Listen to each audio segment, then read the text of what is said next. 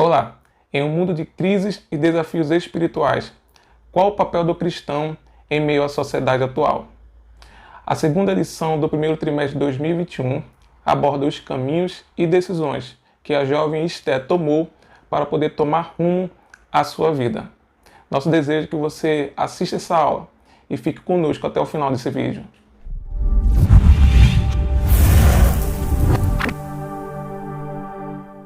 Meu nome é Romário Silva e sou pastor na Adebras, Pernambuco, campo de Jaboatão dos Guararapes, cuja presidência é do pastor Eliseu Virgínio.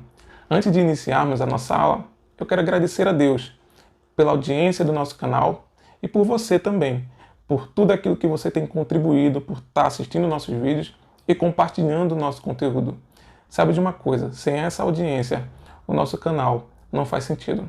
Eu quero convidar a você a também nesse vídeo assistir e compartilhar o nosso conteúdo para que outras vidas possam também assistir e também venham a se edificar perante aquilo que está sendo ministrado. E você que está assistindo pela primeira vez, eu quero te convidar a se inscrever no nosso canal, ativar o sininho e também compartilhar o nosso conteúdo. Estamos na segunda aula desse primeiro trimestre que tem como título Esté, um espelho para o cristão de hoje. Vamos para o texto áureo que diz: E alcançava Esté graça aos olhos de todos quanto a viam. Esté, capítulo 2, versículo 15, parte B. Verdade aplicada. As atitudes da rainha Esté enfatizam a necessidade de sermos pessoas honradas. Objetivos da lição: entender qual é o papel do cristão no mundo. Apresentar Esté como um exemplo de fidelidade e ressaltar que Esté era íntegra e temente a Deus. Os textos de referência se encontram em Esté, capítulo número 2, versículo 8, 16 e 17, que diz assim: Sucedeu, pois, que, divulgando-se o mandato do rei e a sua lei, e ajuntando-se muitas moças na fortaleza de Suzã, debaixo da mão de Hegai, também levaram Esté à casa do rei, debaixo da mão de Hegai, guarda das mulheres. Assim foi levada Esté ao rei Assuero, à sua casa real, no 10º mês, que é o mês de Tebete, no 7º ano do seu reinado. E o rei amou a Esté mais do que todas as mulheres, e ela alcançou perante ele graça e benevolência mais do que todas as virgens, e pôs a coroa real na sua cabeça, e a fez rainha em lugar de Vasti. Bem, queridos, nessa lição de número 2, o comentarista da revista está inteiramente preocupado em traçar um paralelo da sociedade e geração em que Esté estava vivendo juntamente com a nossa sociedade. Fazer um paralelo e traçar como um ponto objetivo as atitudes, as ações, as decisões que Esté tomou para que viesse a se revelar como um bom testemunho em meio à sociedade que ela estava vivendo. E já no tópico primeiro da lição, ele aborda o papel do cristão no mundo. De fato, nós percebemos que a sociedade em que Esté estava vivendo não era muito diferente da nossa sociedade atual. Se você prestar atenção nas descrições da sociedade de Esté e fazer um comparativo com os livros daquela época, que também fazem paralelo ou se cruzam no seu contexto histórico e social, que são os livros de Esdras e o livro de Neemias, você vai perceber como era grande a corrupção que existia dentro dos corações dos homens. Não à toa, nós percebemos também na nossa sociedade atual o quanto existe um sentimento de desobediência e de antinomismo perante aquilo que Deus ordenou. A ideia de antinomismo revela um sentimento de desprezo à lei de Deus. E isso era o que estava acontecendo nos dias de Esté. E não diferente acontece também na nossa sociedade atual. Mas, baseado nesse tópico, qual deve ser o papel do cristão nessa sociedade atual?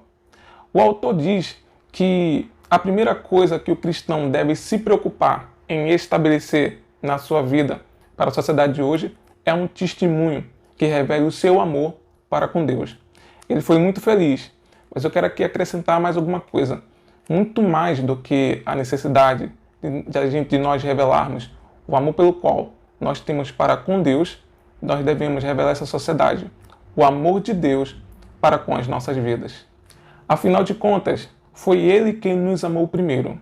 E a maior expressão do cristianismo não está no meu amor para com Deus, mas simplesmente está no fato de que Deus ele entregou seu Filho para a remissão dos seus pecados, de todos os nossos pecados. Esse livro revela as atitudes de amor de uma mulher para com Deus, mas acima de tudo, também revela, até de uma forma oculta, não a olho nu, revela o amor de Deus para com essa moça e para com a nação de Israel.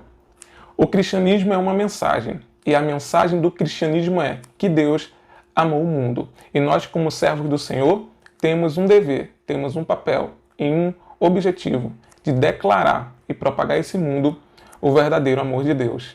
Além de expressar o amor a Deus e o amor de Deus para com as nossas vidas, qual deve ser o outro papel do cristão em meio à sociedade atual? Deve ser de dar exemplo nessa sociedade. Primeiro, nós devemos amar. Segundo, nós devemos mostrar a esse mundo um verdadeiro exemplo. Não existe amor a Deus sem um verdadeiro exemplo e testemunho de vida. Muitas pessoas professam a essa sociedade o seu amor ou seu apaixonamento para com Deus e se esquece com as suas mãos, com seus pés, com as suas atitudes, com seu coração e com sua mente expressar a verdadeira obediência ao nome do Senhor.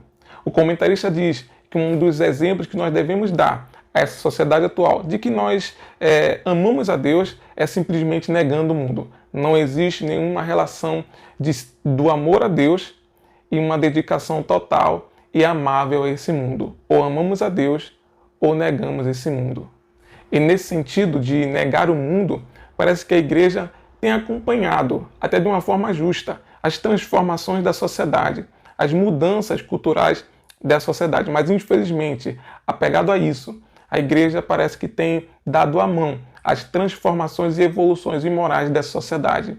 Isso é uma pura demonstração de um verdadeiro amor às coisas desse mundo. E quando se fala de amor ao mundo, ninguém está falando aqui das questões da negação de costumes e das questões doutrinárias, não necessariamente é isso. Estamos nos referindo às questões morais e às questões éticas que a igreja nunca deve nem deverá abandonar.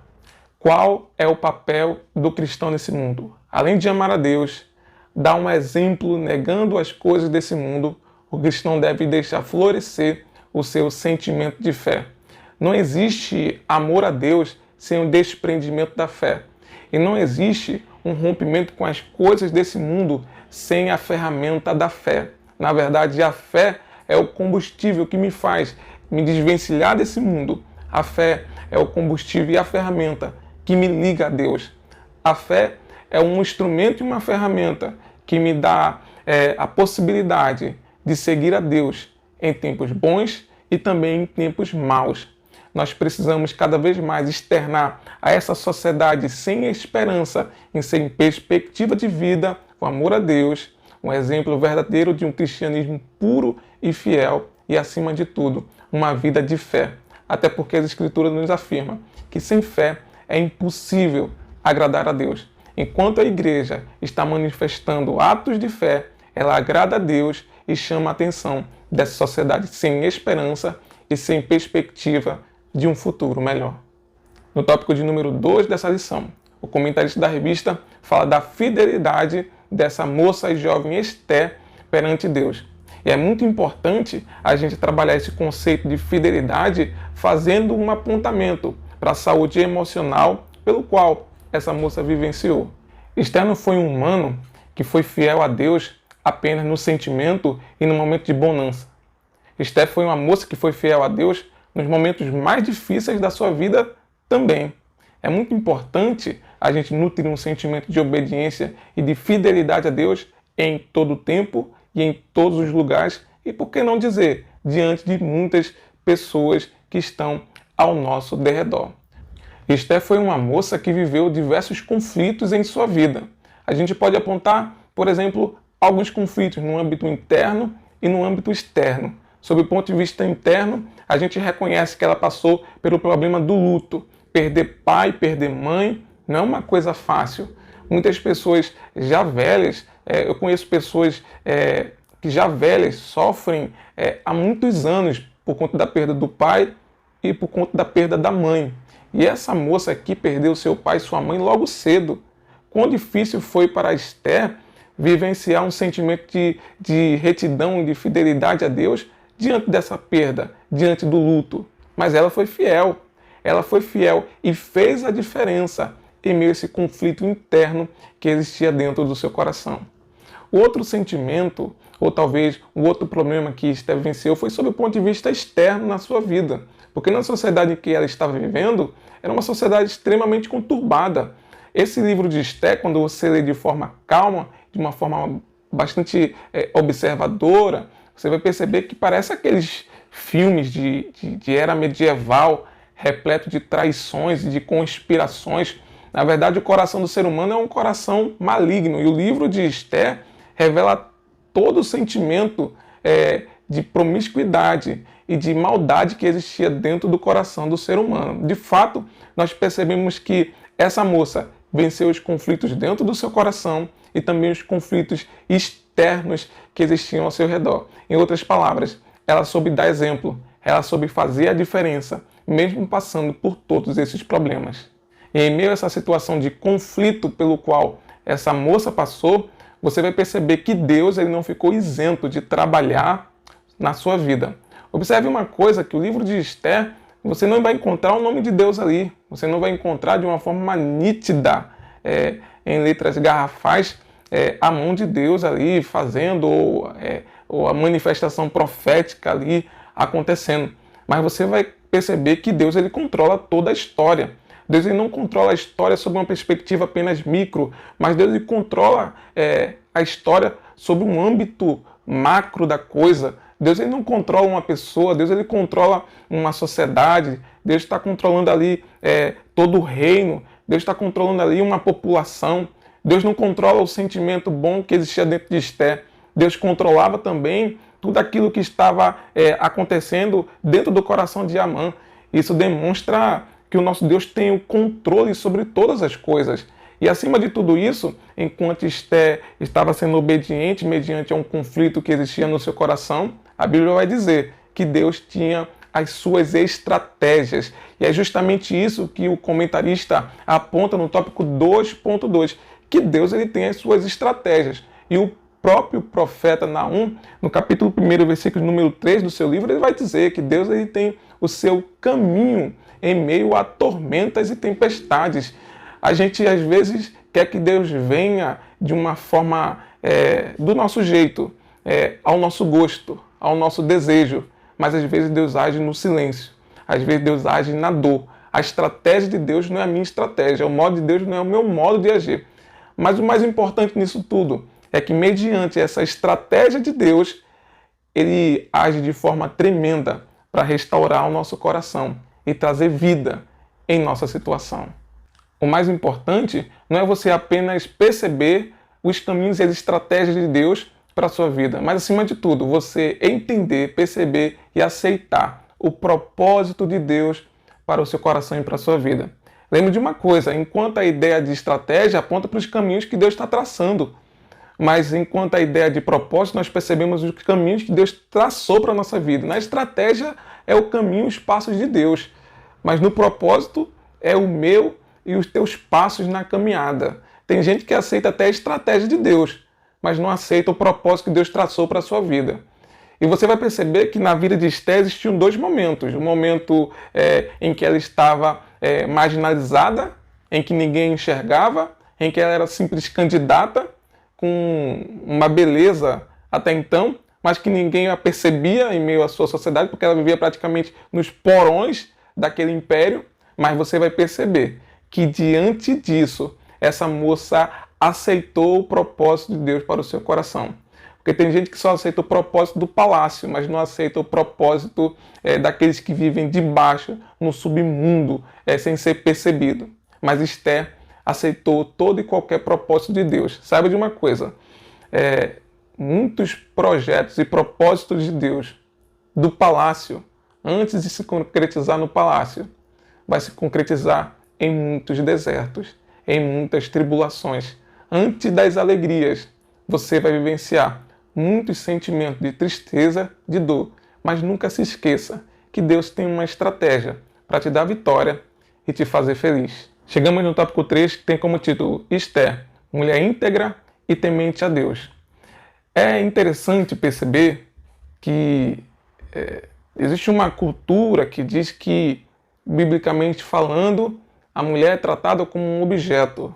A cultura da Bíblia trata a mulher como um objeto. E coisa maravilhosa aos nossos olhos é perceber que existe um livro da Bíblia que tem o nome de uma mulher. Isso quebra alguns paradigmas, isso dá uma confusão na mente de muitas pessoas, de muitos movimentos sociais que não conseguem encontrar uma mulher que tenha notoriedade na Escritura Sagrada. E dizem que mulher não tem notoriedade na Escritura Sagrada, que a voz da mulher não tem vez na Escritura Sagrada. Mas quando você observa o Antigo Testamento, que justamente é nesse período em que vai dizer que a mulher é marginalizada e pisada pelo homem e pela sociedade, você vai encontrar uma mulher que foi honrada, foi vitoriosa, tinha vez na sua voz, foi respeitada em sua sociedade. E seu nome esteve no mais alto posto em que uma mulher poderia chegar. E a própria Bíblia, na sua intenção de inspiração dos livros, o nosso Deus não teve nenhuma dificuldade em incluir o nome de uma mulher, tendo como um livro inspirado. É interessante a gente até dizer que o livro de Esther passou algumas dificuldades para ser incluído no cânon das Escrituras Sagradas.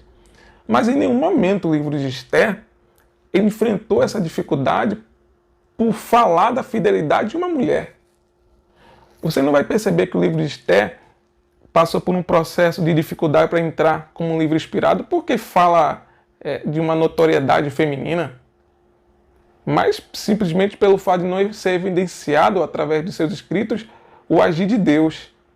Mas depois de muita análise perceber que o agir não estava nas letras assim, mas estava simplesmente nas atitudes ocultas ou misteriosas, assim por dizer, da mão de Deus e do agir de Deus sobre a vida de Esther, Mardoqueu e do povo de Israel. Mas o mais interessante que a gente pode resumir no tópico de número 3 é que a gente entende que Esther não foi uma mulher que pegou carona em algum homem. Esther não foi uma mulher que pegou carona nas atitudes absolutas de algum homem. Ela não pegou carona nas atitudes do próprio rei. Não. Esther, literalmente, ela construiu a sua história.